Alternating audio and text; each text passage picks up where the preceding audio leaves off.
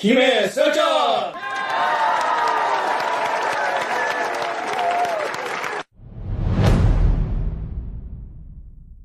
김해 썰전 제10회 오늘 또 시작을 합니다. 저는 새로운 손님이 나왔습니다. 약간 밝은 분위기가 좋으니까. 네네.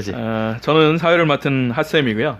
네, 김시의원 이광입니다. 네, 나날이 민주시민이 되어감을 뼈로 피부로 절실히 느끼고 있는 천지 이경호입니다. 네. 네, 저는 첫 방에 잠시 나왔다가 서울에서 뮤지컬 공부를 하러 지금 잠시 떠나 있는 이민입니다. 네. 이민 갔다 왔어요. 이민 갔다. 네, 그때 원전 때문에 제가 잠시 남부를 떠났다가 네네. 네, 일단 잠시 왔다가 또 다시 도망갈 예정입니다.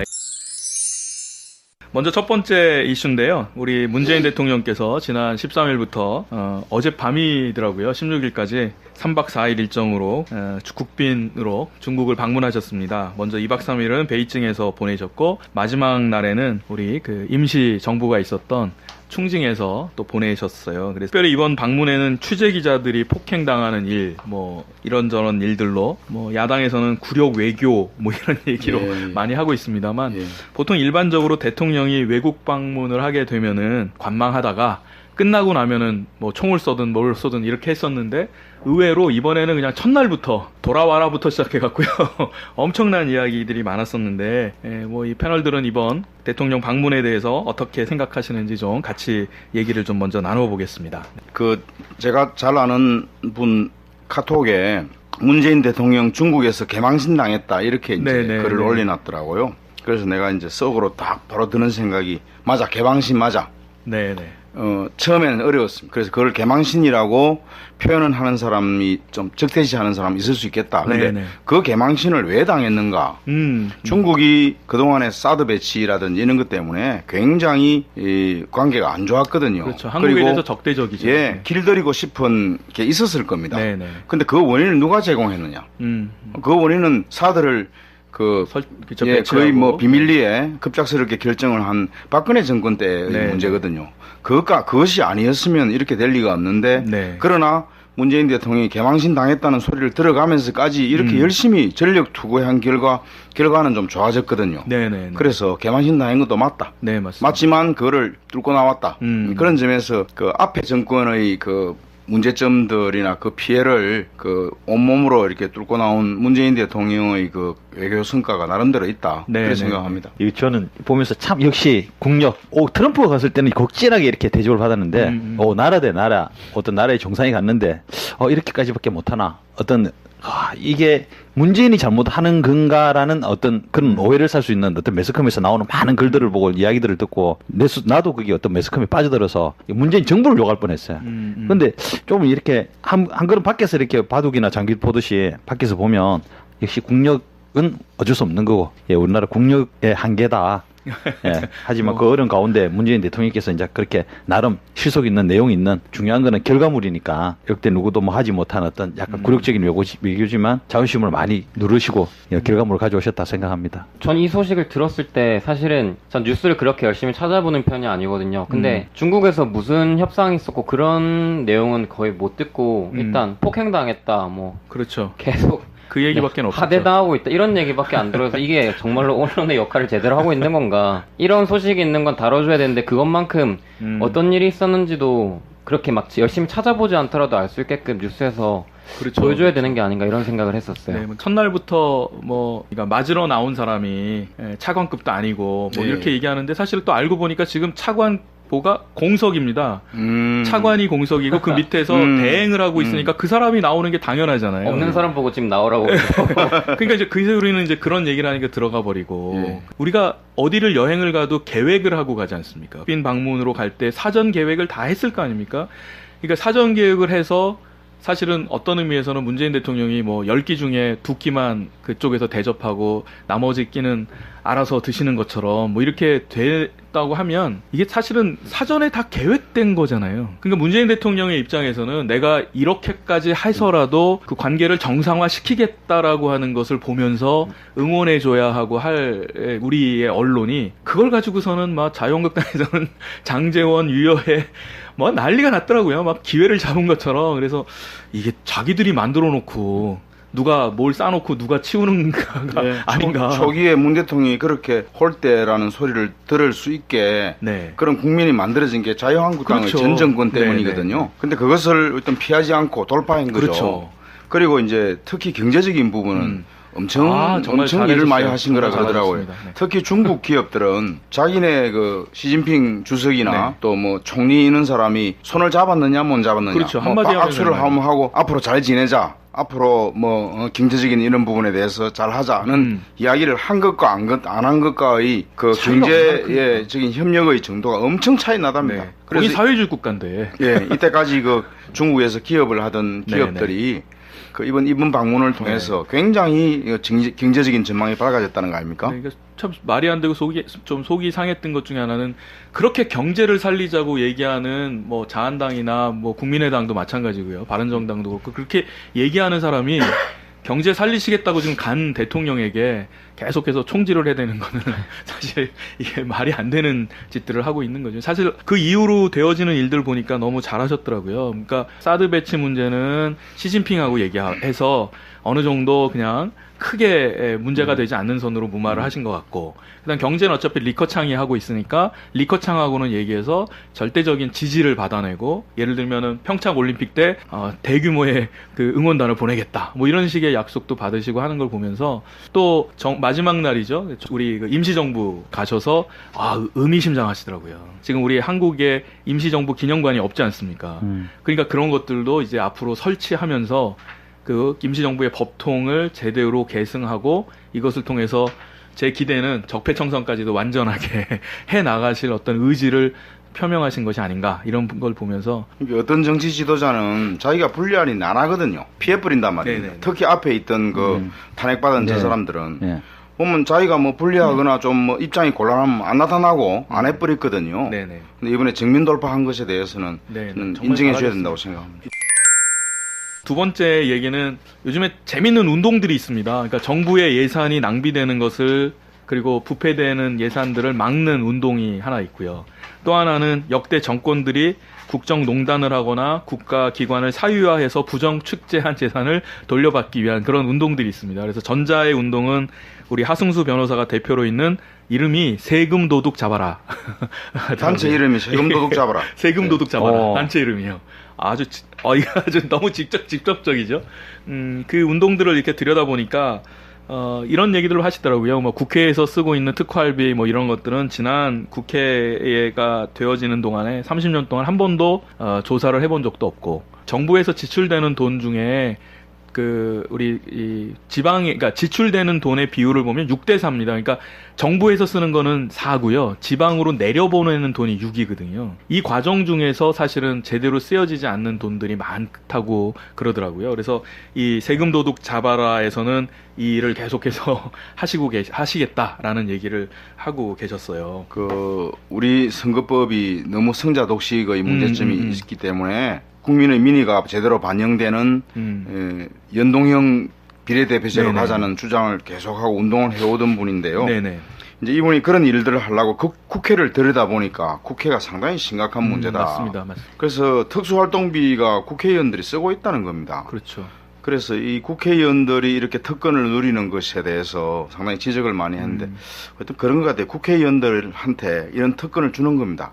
특권을 주어서 권력에 도전하지 않도록. 맞습니다. 지금까지는 그래왔던 기능을 했습니다. 아니, 국회의원 너희들 그렇죠. 떡을 너희들 이렇게 좀 단물을 빨아먹으니까 그 정도 해. 이렇게 사실 우리나라 국회가 수십 년 동안 길들여져 왔다는 겁니다. 이 점을 이제 정확하게 지적을 하고 제대로 국회가 국민의 편에 서서 전투적으로 움직이려 그러면 이런 문제가 없어야 되거든요. 맞습니다. 그 점을 지적한 것 같아서 제가 이제 이거를 우리 정당 밴드에도 올려놨습니다. 네네. 제가 그걸 보면서 이분이 했던 대안이라고 하는 게 그런 게 있더라고요. 그러니까 국회 특활비 자체를 없애버리고 제도적으로 아예 국회 예산 편성이나 국회의원에 대한 예우, 아니면 보좌진 규모 이런 것들을 정하는 독립기구를 만들어서 거기서 해야 한다라고 돼 있더라고요. 그래서 그 말은 굉장히 의미가 있죠. 왜냐하면 이번에도 보셨지만 예산 세울 때 쪽지 예산 그 의원들이 막 하여튼 그렇게 해서 가져가는 예산들은 사실 상당 부분 낭비될 가능성이 있지 않습니까? 제가 사는 곳에 갑자기 2, 3일 전부터 아스팔트 깔고 있어요. 연말이군요. 그 창원으로 나가는 거 다 막아놓고 대청 쪽으로 해서 막 경찰들 공사하고 있습니다. 하죠. 근데 물론 계획상 잡혀 있었다면은 뭐 제가 오해하는 거일 수 있지만 우리가 갖고 있는 진한 의심이 있지 않습니까? 그렇죠.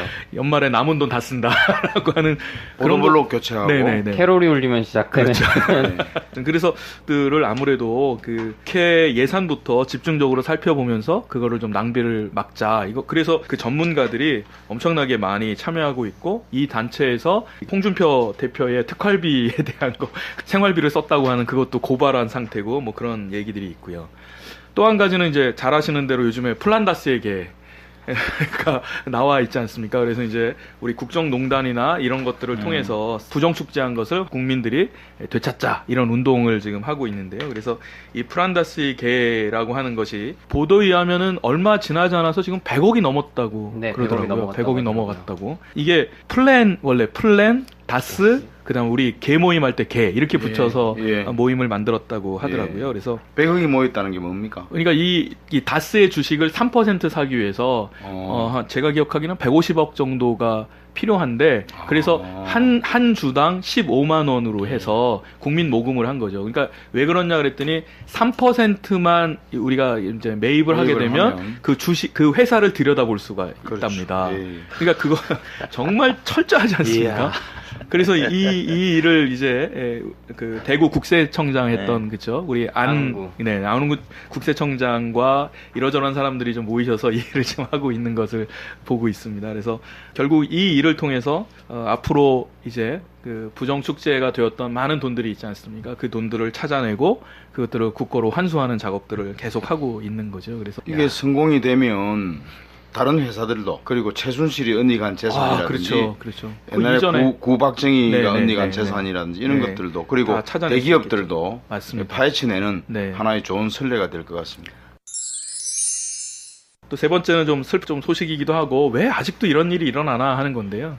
우리 연세대학교의 어떤 교수가 여학생을 성희롱했다라고 하는 대자보가 붙었어요. 근데 이 일이 1년 전에 일어났더라고요. 그래서 1년 전부터 이 교수에게 사과해달라 공개적으로 뭐 크게 사과하는 게 아니라 우리들 앞에서 사과해달라부터 시작을 했답니다. 근데 이 교수가 계속해서 거절을 했는데 내용인즉슨 보니까 그 문과대의 이 A 교수 이 사람은 되게 유명한 사람입니다.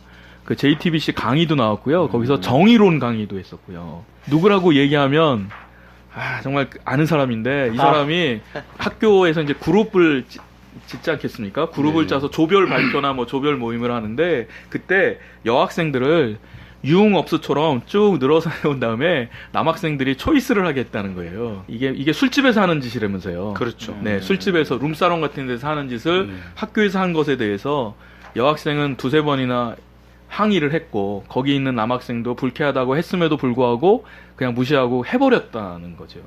더군다나 이게 제 모교이기 때문에 아주 정말 그냥 넘어가면 안 된다. 지금 그래서 이 문제에 대해서 계속 주시하기로 그렇게 얘기가 되어 있는 상태입니다. 그래서 지금 학교에서는 이미 인지하고 있어서 해당 교수의 학부 수업은 하지 못하게 했고 근데 대학원 수업은 계속하게 했다는 거죠. 그러면서 아직 사과는 하지 않았어요. 학교뿐만 아니라 되게 사회 전반에서 이런 일들이 항상 일어나고 있는데 그걸 어떤 자리에선 되게 유머인 척, 되게 재미인 척 넘기고 근데 이런 것들이 계속 수면 위로 안 올라오다가 요즘에 좀 이렇게 지적을 받고 하는 게 사실 앞으로도 되게 갈 길이 멀다고 생각하고 되게 이런 사건이 있었다는 건 되게 나쁜 거지만 이런 식으로 지적을 한다는 거는 그건 잘한 거죠. 네. 이런 소식이 점점 사실 더 많이 나와야 되는 게 맞는 것 같아요. 더 훨씬 더 많이 생기는 일인 것 같아요. 사회 전반부에서. 자꾸 계속 나와야 되죠. 저희 같은 경우는 좀 간혹 헷갈리는 게 뭐냐면 그 피해자가 항상 여자라는 게 이제 문제가 되는 건데 어떤 자리에 가면 아직까지 이제 국민 전체적으로 이런 게 인식이 전환이 안 됐다는 부분이 간혹 어떤 자리에서는 여자분이 그렇게 주도를 한다는 거죠. 그럼 그렇게 할 때 우리 같은 남자들은 어떻게 대처하냐는 거지. 그렇죠. 똑같죠. 그것도 성추행이지. 성희롱이고. 그렇게 참 대처할 땐 난감해요. 그렇게는 어떻게 해야 되는지. 원래 용기를 내셔야 됩니다.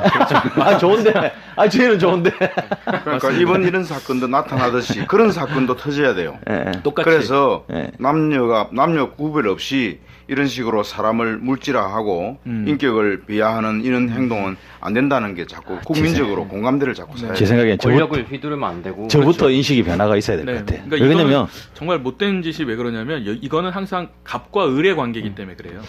야 이거는 진짜 다시 한번 생각하는데 진짜 저부터 바뀌어야 되는 거예요. 네. 어떤 내가 주체가 내가 어디 가서 이렇게 말을 하면 불법적인 요소가 있는데 충분히 내가 어떤 그런 자리에 속해 있을 때 어떤 여자가 이렇게 저렇게 왜 이렇게 칙칙해 분위기 섞어 앉아 뭐 이렇게 되면 좋단 말이에요. 이게 인식이 변합니다. 이게 좀 제가 좀 바뀌 의식 구조를 좀 확실히 바뀌셔야 됩니다.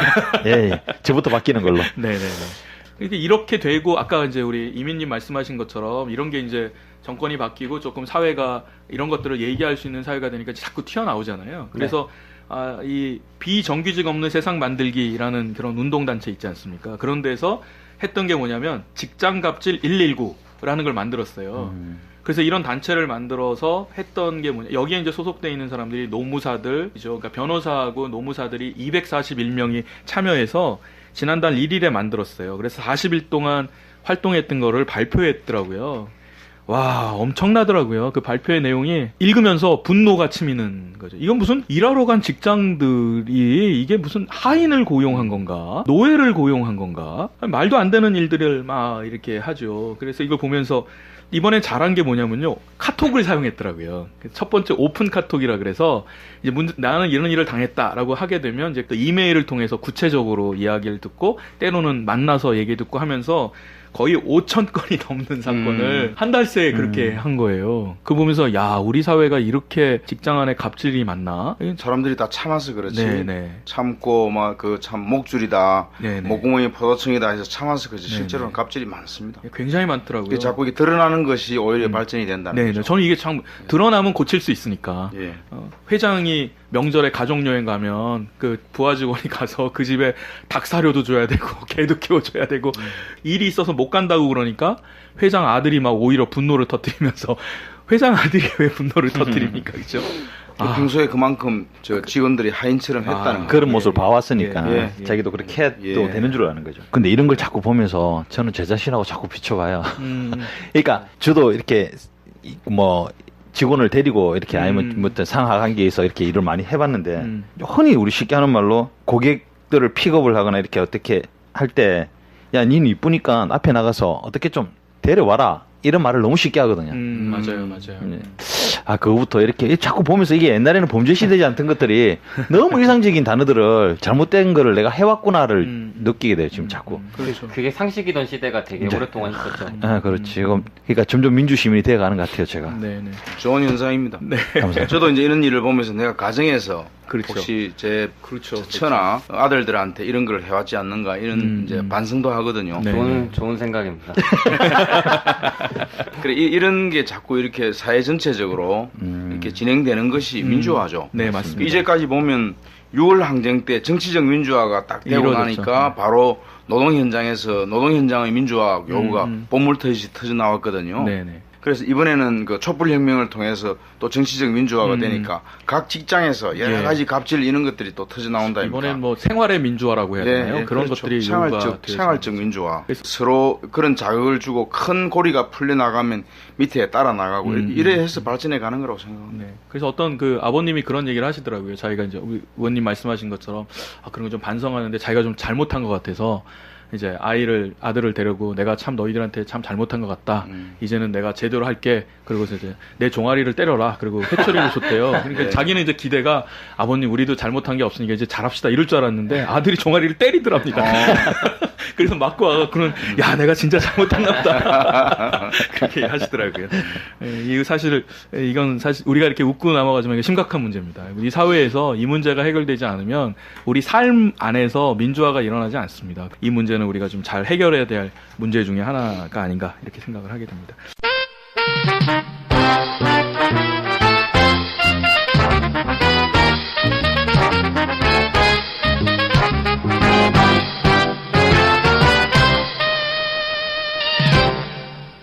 예, 이제 2부입니다. 우리 이광희 의원님께서 김해 시정을 시민들에게 알려주는 브리핑 시간을 갖겠습니다. 손으로 뛰고 발로 뛰어서 김해 시민의 주인됨을 찾고자 노력하고 있는 네, 이광입니다. 네. 먼저 김해 신공항 문제를 이야기 드리자면 이 서병수 부산시장이 최근에 부산일보, 네. 뭐 국제신문, 뭐 이런 등등의 부산시 지역에 나오는 그 일간지에다가 대문짝만한 한 면짜리 네, 전면 광고를 실었더라고요. 전면 광고를 그 이제 전면 광고의 제목이 김해 신공항이 미래다.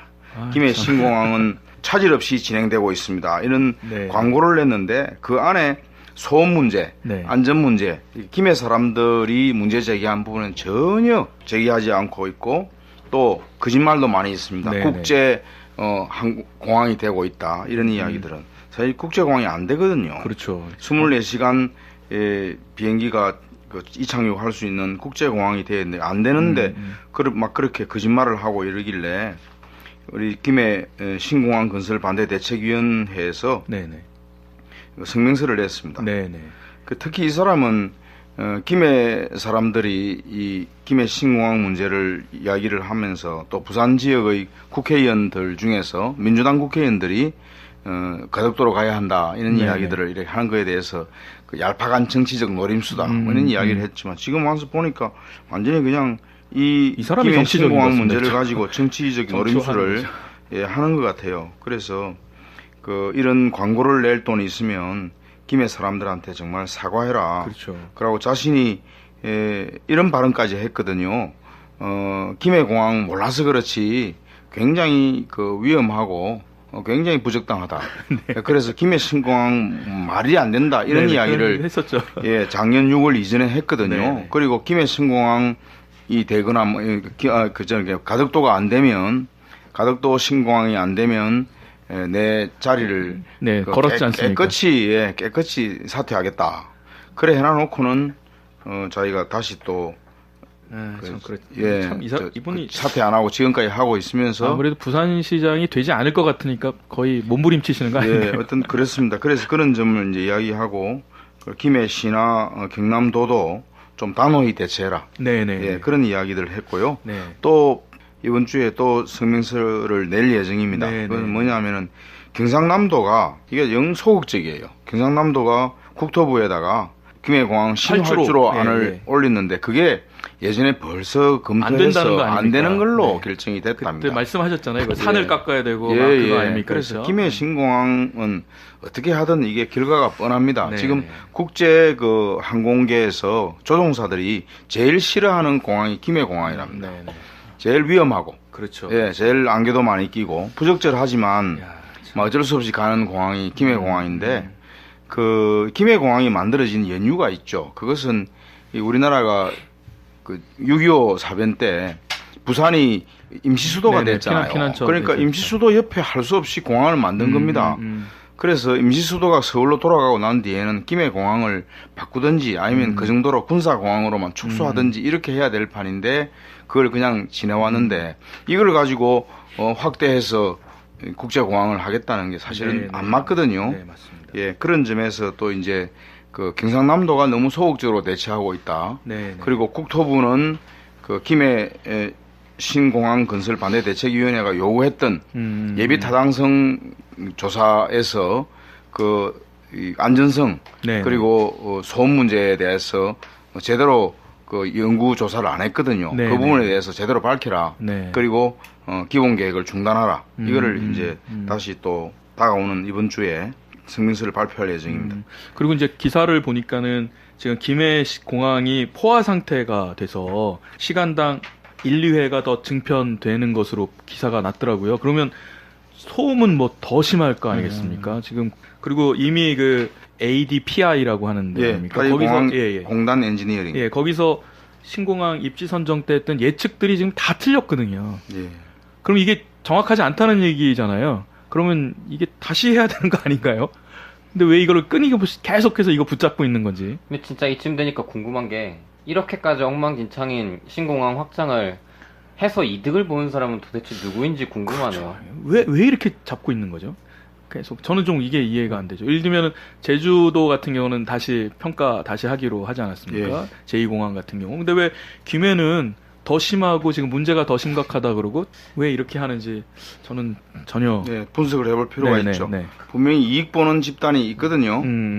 그러니까 김해 신공항을 기정사실화하고 거기에 계획을 세우고 거기에 업체가 들어오고 했던 그런 유 안에서 그걸 기정사실화하면서 주고받았던 무언가가 있지 않았겠는가 이렇게 보는 거죠. 그래서 못 바꾸는 거죠. 네, 뭐 그럴 수도 충분히 합리적인 의심입니다. 그러니까 공무원들이 이런 결정을 이렇게 엉터리로 해놓은 것도 못 바꾸는 것은 분명히 뭔가 캥기는 게 있다는 거죠. 몇십 년 동안 어떤 거기에 같이 하면서 이렇게 기득권자들이 만들어진 거지 지금. 약간 MB의 냄새가 난다고 하면 너무 음모론인가요? 야, 너무 역시 너무 혀를 딱 찌르는 말이었는데. 너무 음모론자기 때문에 그렇게 우리나라의 모든 그렇지. 모든 이야기 핵심은 박근혜 그거지. 정권 때 이루어졌던 수많은 대형 공사, 대형 사업에는 MB가 많이 개입돼 있더라고요.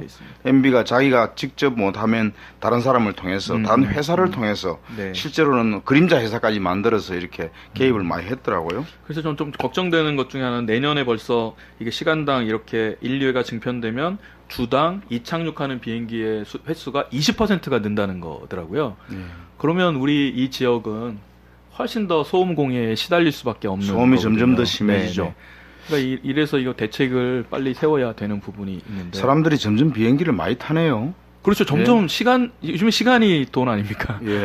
여행도 점점 많이 가고. 여행도 많이 가고. 그리고 대구에 있는 사람이 통계를 봤는데 대구의 시민들이 해외 여행을 갈 때 45%는 김해공항을 이용한답니다.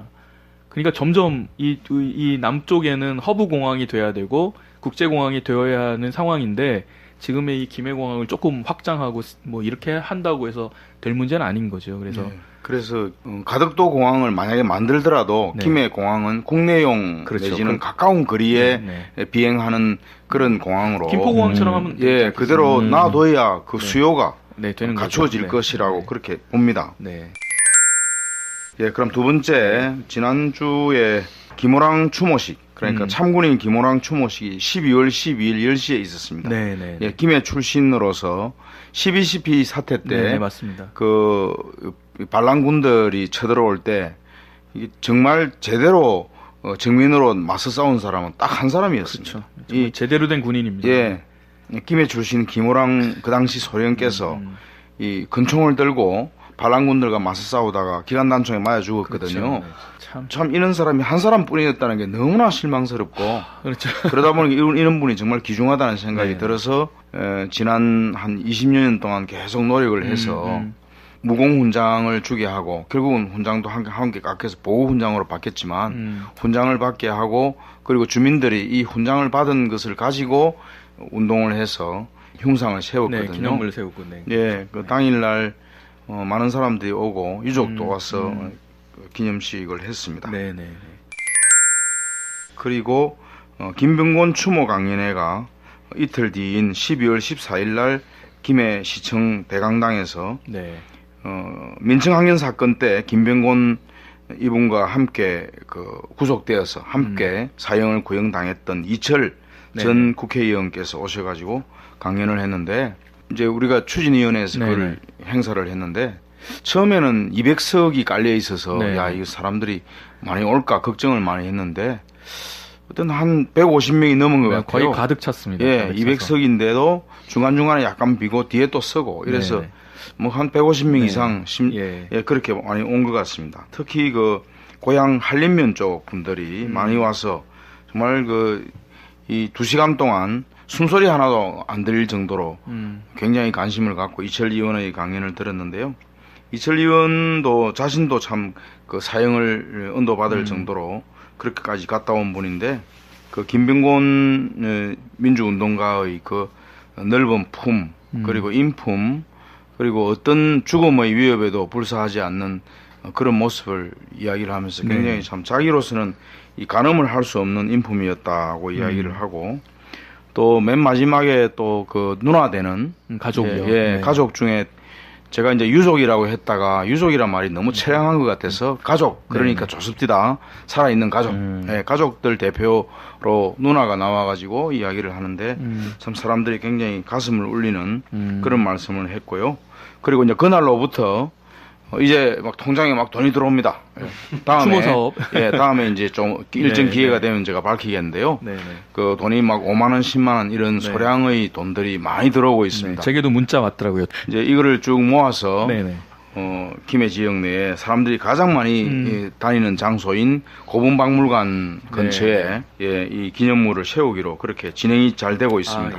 김해가 인물이 정말 많습니다. 아, 정말 많네요. 그러니까 네. 12.12 때 유일하게 맞서 싸운 참군인 김호랑, 그리고 민청항인 사건 때 수많은 사람들을 감동시켰던 이 대표적인 민주운동가 김병곤, 노무현 대통령 잡았던 노무현 대통령, 안 그렇습니까? 김해 인물 많습니다. 의원님도 열심히 하십시오. 제가 형상을 세울 수 있도록.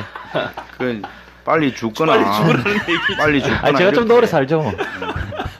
가는 데는 순서가 없다고 들었습니다. 그 행복학교 설명회가 있었습니다. 예. 장유 지역의 행복학교 설명회를 관심을 많이 가지고 학부모들이 20명 참여했거든요. 처음에 한 10명 정도 그냥 소규모로 장학사 한 분 모시고 하려고 했는데 한 20명이 와가지고 굉장히 열띤 그 질문도 하고 했는데요.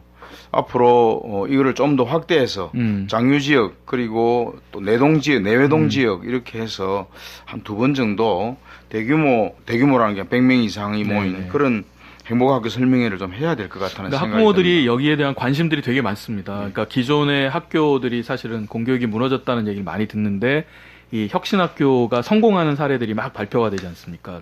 또 우리 김해에도 이제 몇 개 학교가 있는데 이 학교들에 다니는 학생들의 만족도가 높으니까 그러니까 부모들이 이제 관심을 갖는데 특별히 근데 그 어떤 원칙이 있었나 봐요. 그러니까 구도심에 좀 학교가 쇠퇴하는 그런 쪽을 먼저 살리자고 하다 보니까 이 장유 지역은 하나도 거죠. 없죠. 장유는 지금 아이들이 차고 넘치거든요.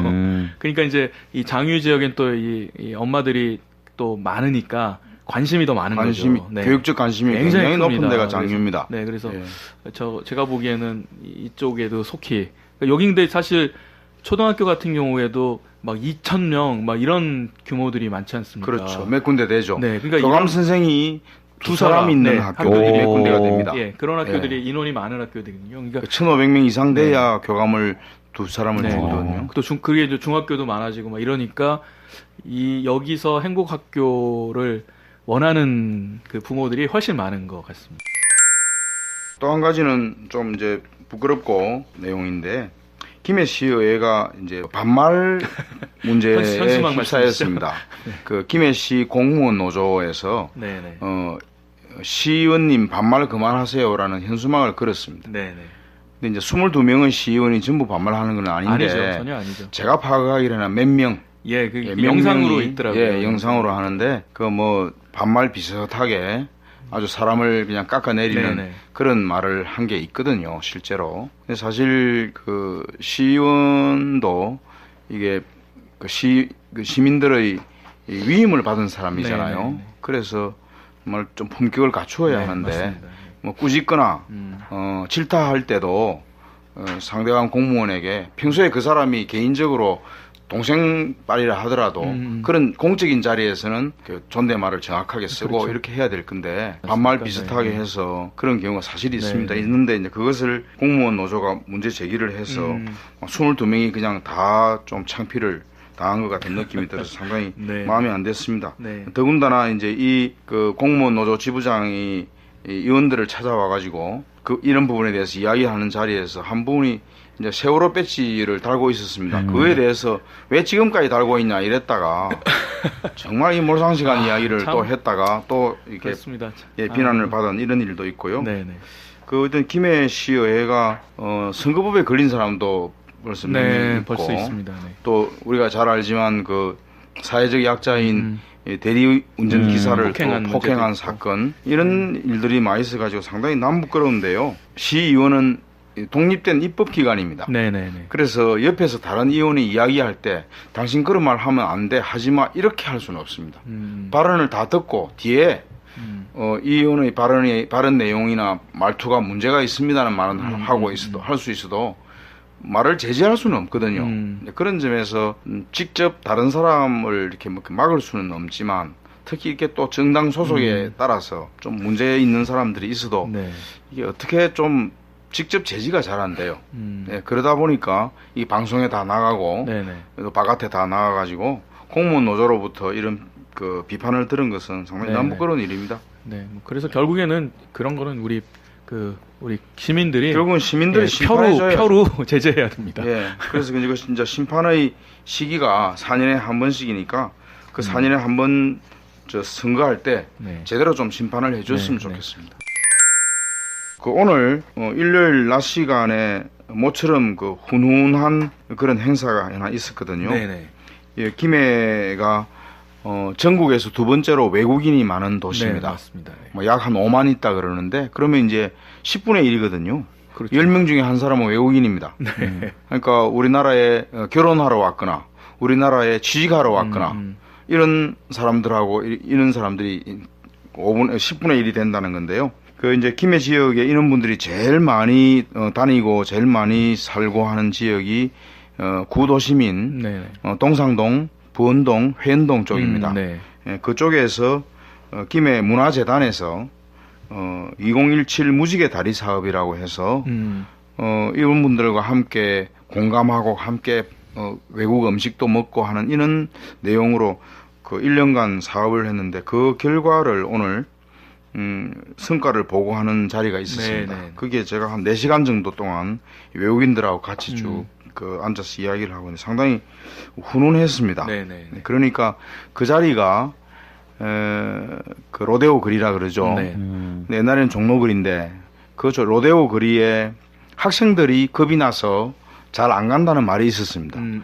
그러니까 피부가 다른 외국인들이 너무 많아서 학생들이 겁이 나서 잘 안 간다는 이야기가 있는데 이제는 이런 사업을 한 3년 하고 나니까 그 말이 없어졌어요.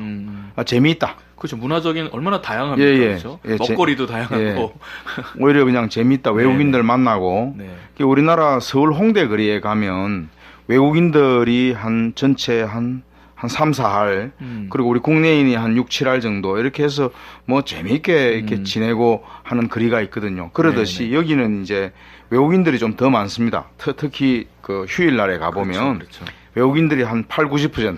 예, 제가 외국에 온 것 같습니다. 예.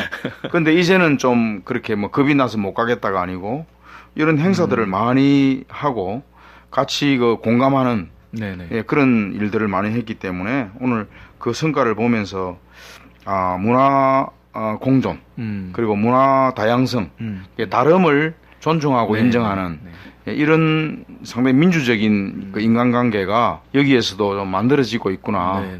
그리고 조례를 제정해야 한다. 왜냐하면 이런 사업을 이제 몇 년 하다 보면 예산을 좀 더 만들고 좀 더 기구를 만들고 하려 그러면 법을 만들어야 되거든요. 그래서 제가 그랬습니다. 이게 조례를 제정할 때가 된 것 같습니다. 그러나 남들이 한다고 해서 무조건 그 좋은 거라고 그냥 일방적으로 도입할 게 아니라 우리 김해 지역 내에서 추진 주체가 만들어져야 된다. 그래서 그렇죠. 외국인들과 이들과 함께하는 내국인 또 그리고 뭐 관계하는 행정기관 이렇게 거버넌스의 모습으로 추진 주체가 만들어져서 그 추진 주체가 함께 조례를 만들도록 하면 김해시의회에서 그걸 의결을 해주고 그리고 이 시행하는 과정에서 또 뭐 바꿔야 될 것, 개정해야 될 것이 있으면 또 개정하고 또 잘 되는지 안 되는지 또 점검해가는 이런 형태로 가야 한다. 그 이야기를 했는데 한 3년, 4년째 됐기 때문에 그런 추진 주체가 만들어질 때도 된 것 같고 해서 오늘 상당히 훈훈한 좋은 시간이 되었습니다. 그 거리가 제가 중학교 다닐 때 맨날 PC방 가던 길이었는데요. 얼마 전에 여자친구랑 같이 놀러 갔었는데 우즈벡 식당 갔었거든요. 제가 옛날에 신장위구르 여행할 때 먹었던 양고기 생각이 나서 아무래도 한국인이 만드는 우즈벡 음식보다는 우즈벡 사람들이 직접 만들어주는 우즈벡 음식이 괜찮습니다. 이렇게 다양한 국가 사람들이 들어오는 게 좀 장점인 것 같아요. 양꼬치도 거기서 먹는 게 맛있어요. 그래서 이제 어떤 이야기가 나오냐면은 멀리 그 돈 많이 들어서 외국 가지 않아도 먹거리 여행을 할 수 있죠. 먹거리 여행을 우리 김해 그 도심지에만 다니면 뭐 점심 때는 러시아 음식, 저녁 때는 뭐 중국 음식, 뭐 내일은 베트남 음식 충분히 먹을 수 있다는 거죠. 이 다양한 문화를 이렇게 우리나라 사람들이 이렇게 보담아주고 이렇게 모임 이런 걸 활성화시켜줘야 양으로 드러나야 되는데 그걸 우리 자꾸 피하고 안 섞여주고 이렇게 따돌림 당하는 느낌으로 가다 보니까 사건 사고가 좀 많이 일어났던 것 같아. 김해 쌈지공원이라고 그 도심지에 있는 무대를 하나 만들어 놓고 쌈지공원이라고 이야기를 하는데 그 쌈지공원에 좀 보다가 왔는데 이게 참 2000년 전에 가야 시대 때 그렇죠? 가야가 굉장히 개방적인 그 무역을 많이 하는 나라였거든요. 네네네. 그렇기 때문에 이런 사람들이 그때도 왔겠구나 하는 네, 생각도 그렇죠. 들고 그 무대를 만들어 놓으니까 노래 잘 합디다. 뭐 그럼요. 말은 못 알아듣지만 뭐 중동 사람들, 베트남 사람들, 뭐 방글라데시 이런 사람들이 나와서 자기네들 노래를 부르는데 정말 재밌더라고요. 더 다행인 것은 상인들이 이런 일에 대해서 굉장히 우호적인 겁니다. 그렇죠, 그렇죠.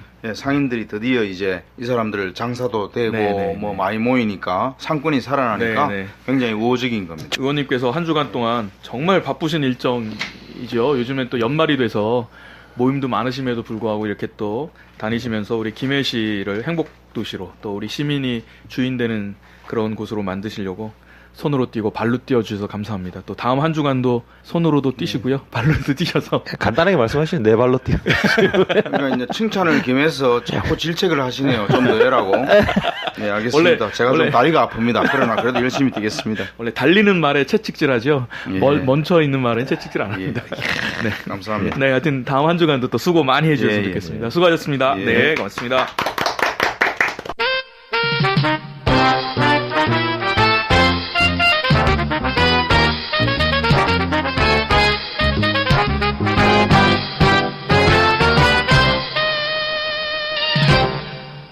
이제 우리 동네 이야기의 시간입니다. 우리 동네에서 일어나는 몇 가지 또 재밌는 이야기들 좀 같이 나누려고 하는데요. 먼저는 우리 김해에 노무현 대통령 기념관이 내년 초에 착공된다라고 하는 발표가 이제 있습니다. 그래서 그 봉화마을에 깨어있는 시민문화체험관, 이게 가칭을 그렇게 했고, 이제 투시도도 나오고 그랬더라고요. 추진한 지는 4년 만에 이제 내년에 드디어 착공이 된다는 소식이 있습니다. 기존에도 임시 건물이 있었거든요. 근데 거기에 너무 좀 좁아서 부지를 확정하고 시설을 확충했다라고 이제 발표가 돼 있습니다. 그래서 단지 건물만 세우는 게 아니라 진짜 노무현 정신이 살아서 더 많은 영향을 주었으면 하는 그런 생각이 있습니다. 또 이거 그런데 보시면서, 특히 이제 이 예산이 김해시에서 통과됐거든요. 네네.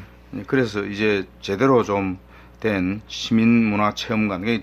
정확하게 하면 이렇습니다. 깨어있는 시민문화체험관. 깨어있는 시민문화체험관. 네네. 노무현 전 대통령 기념관을 이렇게 이름을 만드는 거죠. 깨어있는. 예. 그래서 지난 의회에서 40억이 통과가 되어서 네네. 총 138억으로 그 진영읍 봉화마을에 지상 2층 규모의 건물을 만들 겁니다. 네네. 예, 그게 내년에 이제 착공을 하는 거죠. 네. 지금은 가보면 임시로 이렇게 임시로 해놨지 않습니까? 임시로 네네. 기념관이 있긴 네네. 있습니다. 네네. 근데 그것을 제대로 좀 만들어서 하겠다는 건데요. 그래서 이거 저는 그런 기대를 합니다. 지금도 봉화마을에 사람들이 굉장히 많이 가지 않습니까? 우리나라의 민주화나 또 깨어있는 시민들을 더 많이 만들어내는 아주 좋은 그런 센터가 되고 학교가 됐으면 좋겠다, 그런 바람이 있고요.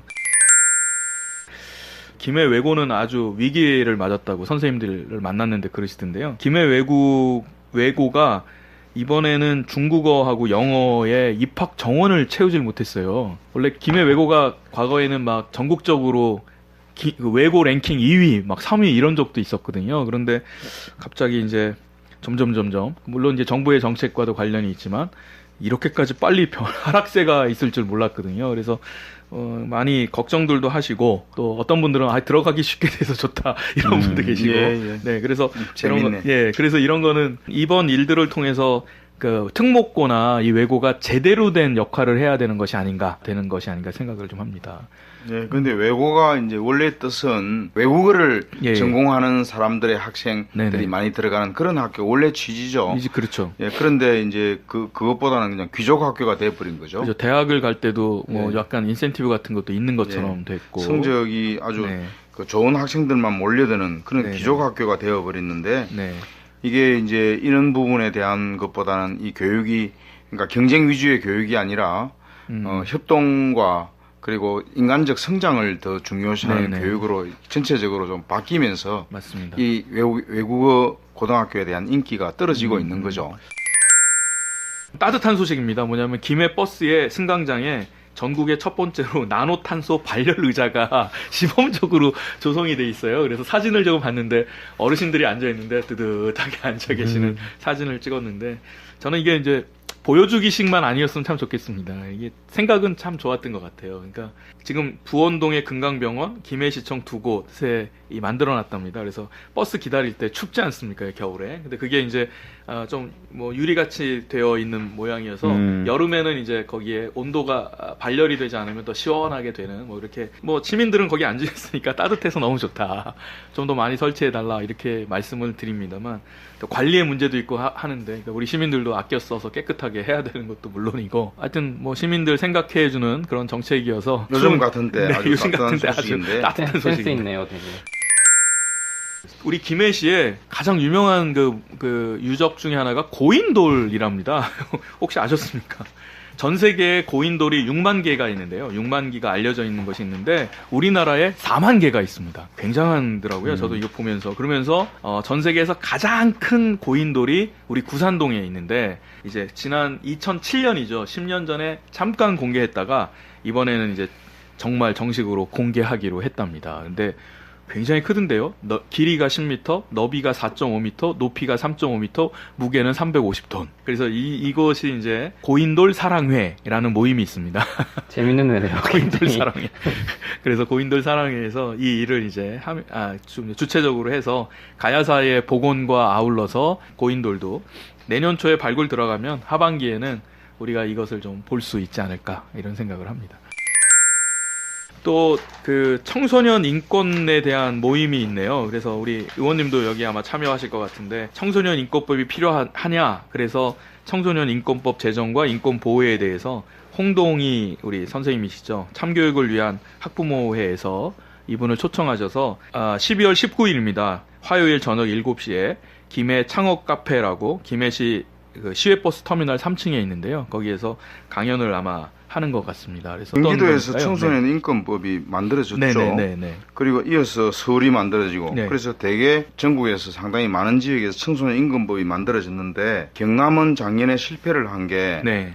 그 주민단체나 이 교육단체에서 청소년 인권법을 만들자고 했는데 이거를 결정을 할 단위가 경남도의회거든요. 그러니까 경남도의회 99%가 그렇죠. 네. 자한당이죠. 또. 예, 네. 그 당시 새누리당이었습니다. 그러니까 도저히 결정이 안 돼요. 그래서 시민단체들이 애는 많이 썼는데 결국 안 됐거든요. 네네. 그래서 이거를 안 되면 지역 기초 시단체 시지역 수준에서 해야 할까. 네. 근데 사실은 이제 김해시만 할 게 아니라 도정도 해야 되거든요. 네네. 그래서 그걸 이제 지금부터 강연을 하고 공감대를 쭉 이렇게 확대를 해서 내년 6월 선거 때는 도의원들 중에 도의원 출마하는 사람들이 청소년 인권법 제정을 내세우고 출마를 하고 그리고 당선이 되면 반드시 청소년 인권법을 제정하도록 이렇게 좀 가야 되지 않겠는가 하는 그것을 참교육을 위한 전국 학부모의 김해지혜에서 12월 19일 저녁에 이 강연회를 합니다. 네네. 홍동이라는 분인데, 이 뭐 김해 분은 아니고. 네, 뭐 전교조에서도 활동을 많이 하셨고요. 김해에서 아니고 나름대로 초청 강사로 데리고 와서 경남 단위 전체에서 이 노력을 해야 될 걸로 봅니다. 네, 그래서 지난 그 촛불 시위 한참 할 때, 그 어느 학생이 자기 학교에서 국정농단에 대해서 이렇게 발표를 했단 말입니다. 네네네. 근데 이제 예전 습속에 젖어 있던 선생님이 불러서 네 징계받을 이렇게 이야기를 했을 때 교육청에서 청소년 인권법에 의해서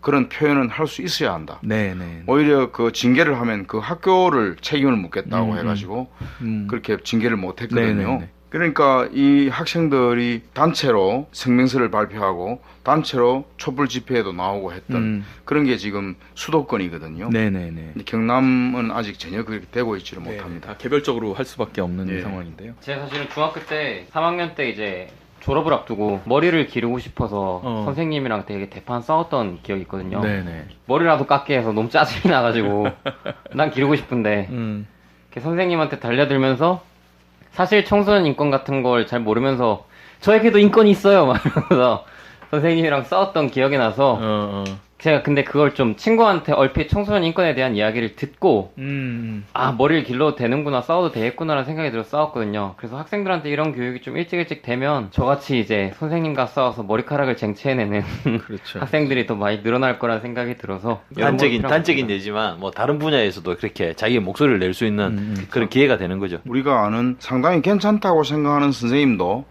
자기도 모르게 청소년들의 인권을 짓밟는 행동을 네, 하거든요. 네. 그래놓고 지적을 하면 아 내가 잘못했구나 하는 이야기도 있고 그래서 이게 청소년 인권법을 그 수도권 같이 잘 규정을 해놓아야 합니다. 그래야 학생들도 그걸 알고 네네. 청소년 때 인권에 대해서 인식하고 청소년 때 그런 거를 실현내는 과정을 거치면 일반 사회에 나가서도 굉장히 인권을 중시하는 사람이 되죠. 네네네. 그래서 오늘 이렇게 또 긴 시간 동안 같이 또 방송을 했습니다. 오늘 또 최선을 다해서 우리 방송을 했는데 우리 수고하신 우리 여러분들 감사하고요. 다음 주에도 더 좋은 방송으로 같이 뵙겠습니다. 수고하셨습니다. 네, 수고하셨습니다. 감사합니다. 되지 않는 선으로 무마를 하신 것 같고 그다음 경제는 어차피 리커창이 하고 있으니까 리커창하고는 얘기해서 절대적인 지지를 받아내고 예를 들면은 평창 올림픽 때 대규모의 그 응원단을 보내겠다 뭐 이런 식의 약속도 받으시고 하는 걸 보면서 또 마지막 날이죠 우리 그 임시정부 가셔서 의미심장하시더라고요. 지금 우리 한국에 임시정부 기념관이 없지 않습니까? 그러니까 그런 것들도 이제 앞으로 설치하면서 그 임시정부의 법통을 제대로 계승하고 이것을 통해서 제 기대는 적폐청산까지도 완전하게 해 나가실 어떤 의지를 표명하신 것이 아닌가 이런 걸 보면서 어떤 정치 지도자는 자기가 불리하니 나나거든요. 피해 뿌린단 말이에요. 네네. 특히 앞에 있던 그 탄핵받은 저 네. 사람들은 네. 보면 자기가 뭐 불리하거나 좀 뭐 입장이 곤란하면 안 나타나고 안 해버렸거든요. 네네. 근데 이번에 정면 돌파한 것에 대해서는 네, 저는 정말 인정해 줘야 잘하셨습니다. 된다고 생각합니다. 두 번째 얘기는 요즘에 재밌는 운동들이 있습니다. 그러니까 정부의 예산이 낭비되는 것을 그리고 부패되는 예산들을 막는 운동이 하나 있고요. 또 하나는 역대 정권들이 국정농단을 하거나 국가기관을 사유화해서 부정축제한 재산을 돌려받기 위한 그런 운동들이 있습니다. 그래서 전자의 운동은 우리 하승수 변호사가 대표로 있는 이름이 세금 도둑 잡아라. 단체 이름이 세금 도둑 잡아라. 세금 도둑 잡아라. 단체 이름이요. 이거 아주 너무 직접적이죠. 그 운동들을 이렇게 들여다보니까, 이런 얘기들을 하시더라고요. 뭐 국회에서 쓰고 있는 특활비 뭐 이런 것들은 지난 국회가 되어지는 동안에 30년 동안 한 번도, 조사를 해본 적도 없고, 정부에서 지출되는 돈 중에 우리 그러니까 지출되는 돈의 비율을 보면 6대 4입니다. 그러니까 정부에서 쓰는 거는 4고요. 지방으로 내려보내는 돈이 6이거든요. 이 과정 중에서 사실은 제대로 쓰여지지 않는 돈들이 많다고 그러더라고요. 그래서 이 세금 도둑 잡아라에서는 이 일을 계속해서 하시겠다라는 얘기를 하고 계셨어요. 우리 선거법이 너무 성자 독식의 문제점이 있기 때문에 국민의 민의가 제대로 반영되는 연동형 비례대표제로 네네. 가자는 주장을 계속하고 운동을 해오던 분인데요. 네네. 이제 이분이 그런 일들을 하려고 국회를 들여다보니까 국회가 상당히 심각한 문제다. 맞습니다. 그래서 특수활동비가 국회의원들이 쓰고 있다는 겁니다. 그렇죠. 그래서 이 국회의원들이 이렇게 특권을 누리는 것에 대해서 상당히 지적을 많이 했는데 하여튼 그런 것 같아요. 국회의원들한테 이런 특권을 주는 겁니다. 특권을 주어서 권력에 도전하지 않도록. 맞습니다. 지금까지는 그래왔던 기능을 했습니다. 아니, 국회의원 너희들 떡을 너희들 이렇게 좀 단물을 빨아먹으니까 그 정도 해. 이렇게 사실 우리나라 국회가 수십 년 동안 길들여져 왔다는 겁니다. 이 점을 이제 정확하게 지적을 하고 제대로 국회가 국민의 편에 서서 전투적으로 움직이려 그러면 이런 문제가 없어야 되거든요. 맞습니다.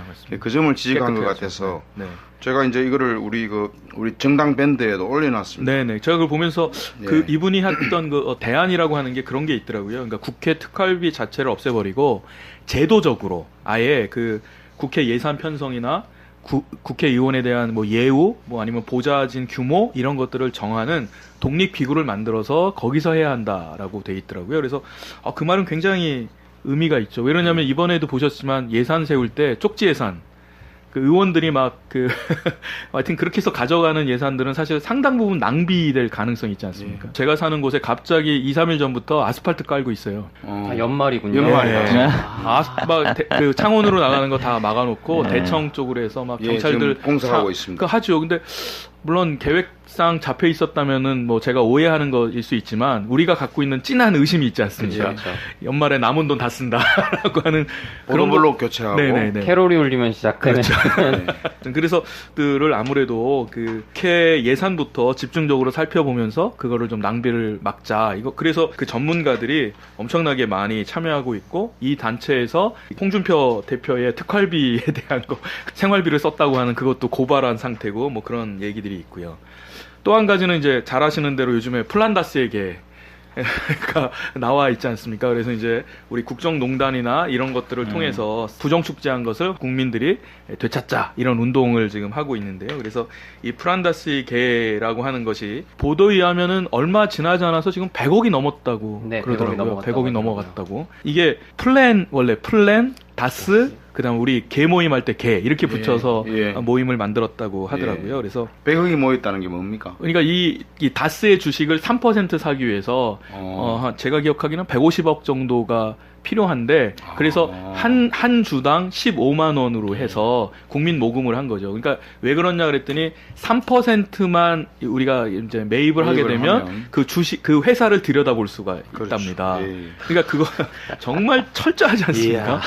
그래서 이 일을 이제 그 대구 국세청장 했던 그죠? 우리 안웅구 국세청장과 이러저러한 사람들이 좀 모이셔서 이 일을 지금 하고 있는 것을 보고 있습니다. 그래서 결국 이 일을 통해서 앞으로 이제 그 부정 축제가 되었던 많은 돈들이 있지 않습니까? 그 돈들을 찾아내고 그것들을 국고로 환수하는 작업들을 계속 하고 있는 거죠. 그래서 이게 성공이 되면 다른 회사들도 그리고 최순실이 언니간 재산이라든지 그렇죠. 옛날에 이전에 구박정희가 언니간 재산이라든지 이런 것들도 그리고 대기업들도 파헤쳐내는 하나의 좋은 선례가 될 것 같습니다.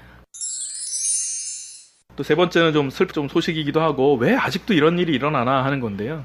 우리 연세대학교의 어떤 교수가 여학생을 성희롱했다라고 하는 대자보가 붙었어요. 근데 이 일이 1년 전에 일어났더라고요. 그래서 1년 전부터 이 교수에게 사과해달라 공개적으로 뭐 크게 사과하는 게 아니라 우리들 앞에서 사과해달라부터 시작을 했답니다. 근데 이 교수가 계속해서 거절을 했는데 내용인즉슨 보니까 문과대의 이 A 교수 이 사람은 되게 유명한 사람입니다. 그 JTBC 강의도 나왔고요. 거기서 정의론 강의도 했었고요. 누구라고 얘기하면 정말 아는 사람인데 이 사람이 학교에서 이제 그룹을 짓지 않겠습니까? 그룹을 짜서 조별 발표나 뭐 조별 모임을 하는데 그때 여학생들을 유흥업소처럼 쭉 늘어서 온 다음에 남학생들이 초이스를 하겠다는 거예요. 이게 술집에서 하는 짓이라면서요. 그렇죠. 네, 술집에서 룸사롱 같은 데서 하는 짓을 학교에서 한 것에 대해서 여학생은 두세 번이나 항의를 했고 거기 있는 남학생도 불쾌하다고 했음에도 불구하고 그냥 무시하고 해버렸다는 거죠. 더군다나 이게 제 모교이기 때문에 아주 정말 그냥 넘어가면 안 된다. 지금 그래서 이 문제에 대해서 계속 주시하기로 그렇게 얘기가 되어 있는 상태입니다. 그래서 지금 학교에서는 이미 인지하고 있어서 해당 교수의 학부 수업은 하지 못하게 했고 근데 대학원 수업은 계속하게 했다는 거죠. 그러면서 아직 사과는 하지 않았어요. 학교뿐만 아니라 되게 사회 전반에서 이런 일들이 항상 일어나고 있는데 그걸 어떤 자리에선 되게 유머인 척, 되게 재미인 척 넘기고 근데 이런 것들이 계속 수면 위로 안 올라오다가 요즘에 좀 이렇게 지적을 받고 하는 게 사실 앞으로도 되게 갈 길이 멀다고 생각하고 되게 이런 사건이 있었다는 건 되게 나쁜 거지만 이런 식으로 지적을 한다는 거는 그건 잘한 거죠. 네. 이런 소식이 점점 사실 더 많이 나와야 되는 게 맞는 것 같아요. 더 훨씬 더 많이 생기는 일인 것 같아요. 사회 전반부에서. 자꾸 계속 나와야 되죠. 저희 같은 경우는 좀 간혹 헷갈리는 게 뭐냐면 그 피해자가 항상 여자라는 게 이제 문제가 되는 건데 어떤 자리에 가면 아직까지 이제 국민 전체적으로 이런 게 인식이 전환이 안 됐다는 부분이 간혹 어떤 자리에서는 여자분이 그렇게 주도를 한다는 거죠. 그럼 그렇게 할 때 우리 같은 남자들은 어떻게 대처하냐는 거지. 똑같죠. 그것도 성추행이지. 성희롱이고. 그렇게 참 대처할 땐 난감해요. 그렇게는 어떻게 해야 되는지. 원래 용기를 내셔야 됩니다. 좋은데. 저희는 좋은데. 그러니까 이번 이런 사건도 나타나듯이 그런 사건도 터져야 돼요. 똑같이. 그래서 남녀 구별 없이 이런 식으로 사람을 물질화하고 인격을 비하하는 이런 행동은 안 된다는 게 자꾸 국민적으로 공감대를 자꾸 사야 돼요. 제 생각엔 권력을 휘두르면 안 되고 저부터 인식이 변화가 있어야 될 것 같아요. 그러니까 왜냐면 정말 못된 짓이 왜 그러냐면 이거는 항상 갑과 을의 관계이기 때문에 그래요. 야 이거는 진짜 다시 한번 생각하는데 진짜 저부터 바뀌어야 되는 거예요. 어떤 내가 주체가 내가 어디 가서 이렇게 말을 하면 불법적인 요소가 있는데 충분히 내가 어떤 그런 자리에 속해 있을 때 어떤 여자가 이렇게 저렇게 왜 이렇게 칙칙해 분위기 섞어 앉아 뭐 이렇게 되면 좋단 말이에요. 그게 인식이 변합니다. 이게 좀 제가 좀 바뀌 의식 구조를 좀 확실히 바뀌셔야 됩니다. 예. 저부터 바뀌는 걸로. 네네네. 이렇게 되고 아까 이제 우리 이민님 말씀하신 것처럼 이런 게 이제 정권이 바뀌고 조금 사회가 이런 것들을 얘기할 수 있는 사회가 되니까 자꾸 튀어나오잖아요. 그래서 이 비정규직 없는 세상 만들기라는 그런 운동단체 있지 않습니까? 그런 데서 했던 게 뭐냐면 직장갑질 119라는 걸 만들었어요. 그래서 이런 단체를 만들어서 했던 게 뭐냐. 여기에 이제 소속돼 있는 사람들이 노무사들이죠. 그러니까 변호사하고 노무사들이 241명이 참여해서 지난달 1일에 만들었어요. 그래서 40일 동안 활동했던 거를 발표해. 어떤 매스컴에서 나오는 많은 글들을 보고 이야기들을 듣고 나도 그게 어떤 매스컴에 빠져들어서 문재인 정부를 욕할 뻔했어요. 근데 좀 이렇게 한 걸음 밖에서 이렇게 바둑이나 장기 보듯이 밖에서 보면 역시 국력은 어쩔 수 없는 거고, 우리나라 국력의 한계다. 하지만 그 어려운 가운데 문재인 대통령께서 이제 그렇게 나름 실속 있는 내용 있는 중요한 거는 결과물이니까 역대 누구도 뭐 하지 못한 어떤 약간 굴욕적인 외교지만 자존심을 많이 누르시고 결과물을 가져오셨다 생각합니다. 전 이 소식을 들었을 때 사실은 전 뉴스를 그렇게 열심히 찾아보는 편이 아니거든요. 근데 중국에서 무슨 협상이 있었고 그런 내용은 거의 못 듣고 일단 폭행당했다 뭐 그렇죠. 계속 그 얘기밖에 없었죠. 하대당하고 있다 이런 얘기밖에 안 들어서 이게 정말로 언론의 역할을 제대로 하고 있는 건가, 이런 소식이 있는 건 다뤄줘야 되는데 그것만큼 어떤 일이 있었는지도 그렇게 막 열심히 찾아보지 않더라도 알 수 있게끔 뉴스에서 그렇죠. 보여줘야 되는 게 아닌가 이런 생각을 했었어요. 네, 뭐 첫날부터 그러니까 맞으러 나온 사람이 차관급도 아니고 이렇게 얘기하는데 사실 또 알고 보니까 지금 차관보가 공석입니다. 차관이 공석이고 그 밑에서 대행을 하고 있으니까 그 사람이 나오는 게 당연하잖아요. 없는 사람 보고 지금 나오라고. 그러니까 이제 우리는 이제 그런 얘기를 하니까 들어가 버리고 우리가 어디를 여행을 가도 계획을 하고 가지 않습니까? 필리핀 방문으로 갈 때 사전 계획을 다 했을 거 아닙니까? 그러니까 사전 계획을 해서 사실은 어떤 의미에서는 문재인 대통령이 10끼 중에 2끼만 그쪽에서 대접하고 나머지 끼는 알아서 드시는 것처럼 이렇게 됐다고 하면 이게 사실은 사전에 다 계획된 거잖아요. 그러니까 문재인 대통령의 입장에서는 내가 이렇게까지 해서라도 그 관계를 정상화 시키겠다라고 하는 것을 보면서 응원해줘야 하고 할 우리의 언론이 그걸 가지고서는 자유한국당에서는 장제원, 유여해 난리가 났더라고요. 막 기회를 잡은 것처럼. 그래서 이게 자기들이 만들어 놓고 누가 뭘 싸놓고 누가 치우는가가 아닌가. 초기에 문 대통령이 그렇게 홀대라는 소리를 들을 수 있게 그런 국민이 만들어진 게 자유한국당의 전 정권 때문이거든요. 근데 그것을 일단 피하지 않고 돌파한 거죠. 그렇죠. 그리고 이제 특히 경제적인 부분은 엄청 일을 많이 하신 거라 그러더라고요. 특히 중국 기업들은 자기네 그 시진핑 주석이나 또 총리 있는 사람이 손을 잡았느냐 못 잡았느냐, 그렇죠. 한마디 악수를 하고 앞으로 잘 지내자, 앞으로 경제적인 이런 부분에 대해서 잘 하자는 이야기를 한 것과 안 한 것과의 그 경제적인 협력의 정도가 엄청 차이 나답니다. 거기 사회주의 국가인데. 이때까지 그 중국에서 기업을 하던 기업들이 그 이번 방문을 통해서 굉장히 경제적인 전망이 밝아졌다는 거 아닙니까? 그러니까 참 말이 안 되고 속이 상했던 것 중에 하나는 그렇게 경제를 살리자고 얘기하는 자한당이나 국민의당도 마찬가지고요. 바른정당도 그렇고 그렇게 얘기하는 사람이 경제 살리시겠다고 지금 간 대통령에게 계속해서 총질을 해야 되는 거는 사실 이게 말이 안 되는 짓들을 하고 있는 거죠. 사실 그 이후로 되어지는 일들 보니까 너무 잘하셨더라고요. 그러니까 사드 배치 문제는 시진핑하고 얘기해서 어느 정도 그냥 크게 문제가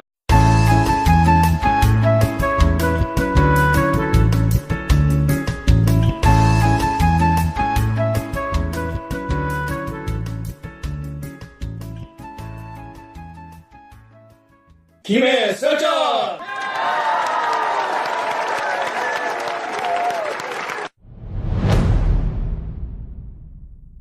김해 썰전 제 10회 오늘 또 시작을 합니다. 저는 새로운 손님이 나왔습니다. 밝은 분위기가 좋으니까. 저는 사회를 맡은 핫쌤이고요. 김해 시의원 이광희입니다. 나날이 민주시민이 되어감을 뼈로 피부로 절실히 느끼고 있는 천지 이경호입니다. 저는 첫 방에 잠시 나왔다가 서울에서 뮤지컬 공부를 하러 지금 잠시 떠나 있는 이민입니다. 네. 이민 갔다 왔어요. 이민 가셨어요. 네, 그때 원전 때문에 제가 잠시 네네네. 남부를 떠났다가 네네. 네, 일단 잠시 왔다가 또 다시 도망갈 예정입니다. 먼저 첫 번째 이슈인데요. 우리 문재인 대통령께서 지난 13일부터 어젯밤이더라고요. 16일까지 3박 4일 일정으로 국빈으로 중국을 방문하셨습니다. 먼저 2박 3일은 베이징에서 보내셨고 마지막 날에는 우리 그 임시 정부가 있었던 충징에서 또 보내셨어요. 그래서 특별히 이번 방문에는 취재 기자들이 폭행당하는 일, 뭐 이런저런 일들로 뭐 야당에서는 굴욕 외교 뭐 이런 얘기로 많이 하고 있습니다만 보통 일반적으로 대통령이 외국 방문을 하게 되면은 관망하다가 끝나고 나면은 뭐 총을 쏘든 뭘 쏘든 이렇게 했었는데 의외로 이번에는 그냥 첫날부터 돌아와라부터 시작해갖고요. 엄청난 이야기들이 많았었는데 뭐 이 패널들은 이번 대통령 방문에 대해서 어떻게 생각하시는지 좀 같이 얘기를 좀 먼저 나눠보겠습니다. 그 제가 잘 아는 분 카톡에 문재인 대통령 중국에서 개망신 당했다 이렇게 이제 글을 올려놨더라고요. 그래서 내가 이제 속으로 딱 바로 드는 생각이 맞아, 개망신 맞아. 네네. 처음에는 어려웠습니다. 그래서 그걸 개망신이라고 표현을 하는 사람이 좀 적대시하는 사람이 있을 수 있겠다. 근데 그 개망신을 왜 당했는가? 중국이 그동안의 사드 배치라든지 이런 것 때문에 굉장히 이 관계가 안 좋았거든요. 그렇죠. 한국에 그리고 대해서 적대적이죠. 예, 길들이고 싶은 게 있었을 겁니다. 네네. 근데 그 원인을 누가 제공했느냐? 그 원인은 사드를 거의 뭐 비밀리에 급작스럽게 결정을 한 박근혜 정권 때의 문제거든요. 그것이 아니었으면 이렇게 될 리가 없는데 그러나 문재인 대통령이 개망신 당했다는 소리를 들어가면서까지 이렇게 열심히 전력 투구한 결과는 좀 좋아졌거든요. 그래서 개망신 당한 것도 맞다. 네, 맞습니다. 맞지만 그거를 뚫고 나왔다. 그런 점에서 그 앞에 정권의 그 문제점들이나 그 피해를 그 온몸으로 이렇게 뚫고 나온 문재인 대통령의 그 외교 성과가 나름대로 있다. 그렇게 생각합니다. 저는 보면서 참 역시 국력, 트럼프가 갔을 때는 극진하게 이렇게 대접을 받았는데, 나라 대 나라, 어떤 나라의 정상이 갔는데, 이렇게까지밖에 못하나. 이게 문재인이 잘못하는 건가라는 어떤 그런 오해를 살 수 있는